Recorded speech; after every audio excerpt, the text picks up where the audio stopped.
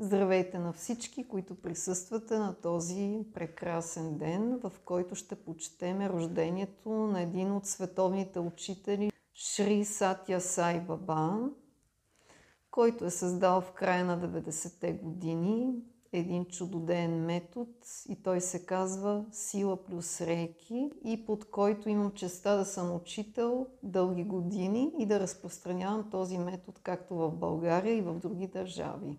Още в детските си години учителя Сай Баба е имал интересни способности.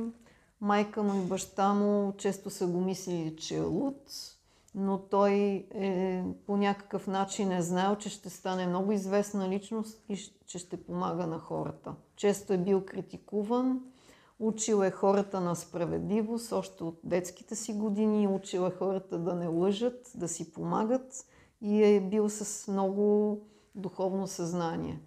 Интересното за учителя Сай Баба е, че е направил най-голямия воден проект в целия свят за своята родина. Направил е много безплатни болници, в които да се лекуват хората от най-различни държави. Служил е на обществото и е бил много голям пример и остава да бъде много голям пример в съвременния свят, тъй като е помагал много на бедните хора в своята държава. Има много места в Индия, където е хранил бедни хора в най-различни села.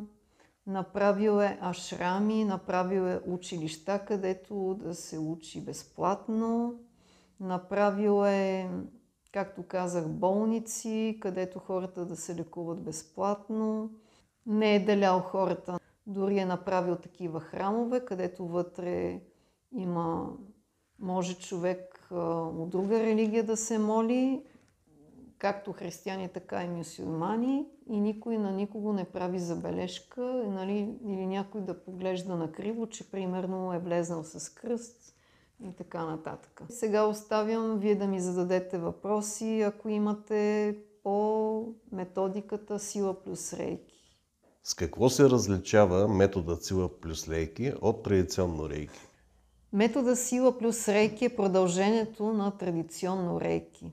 Учителя Сай Баба е създал този метод да улесни хората, тъй като в метода Сила плюс Рейки терапиите са по 20 минути и метода Сила плюс Рейки работи на всички нива, включително и на кармично ниво. С него може да работиме също от разстояние и не е нужно да имаме някакво специално място. Може да се прави терапията и в седнало положение, и в легнало положение. Има ли принципи в системата? В метода Сила плюс Рейки има принципи, които е препоръчително целият свят да ги спазва, защото ако ги спазваме всичките хора, ще живеем прекрасно. Един от принципите е: почитай земята, на която си се родил, и не замърсявай своята родина, дори с негативни мисли. Другия принцип е: дори да имате слуги, правете всичко сами. Уважавайте еднакво всички религии, никога не взимайте и не давайте подкупи.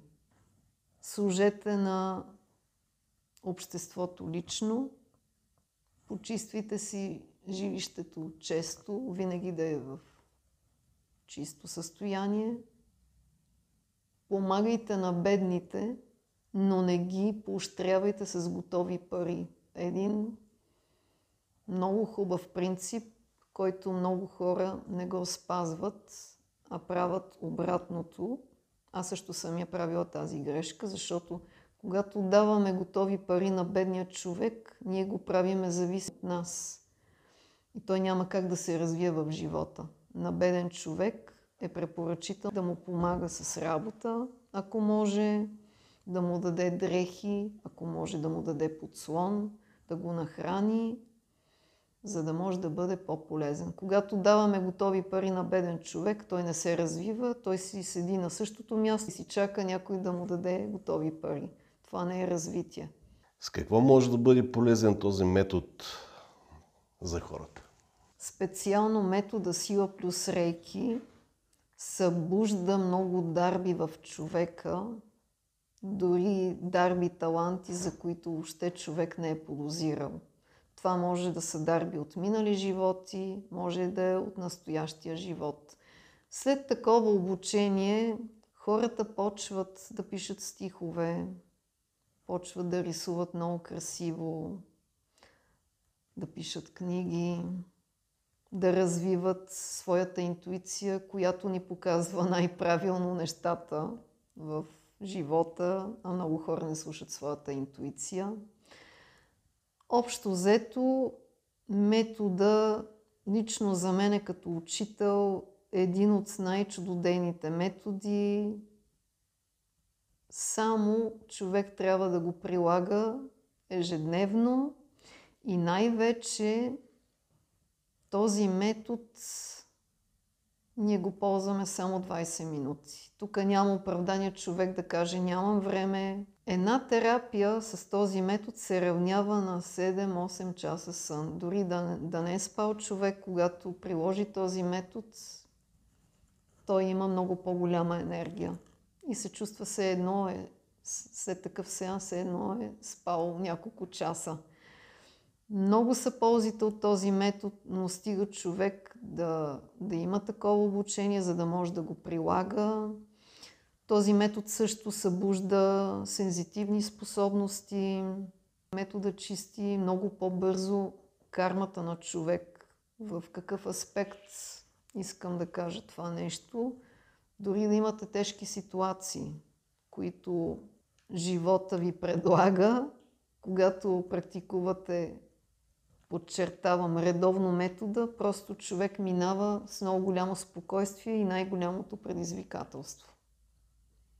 Благодаря на всички присъстващи на този специален ден. Почитаме рождението на един световен учител, Сатя Сай Баба. И ви благодаря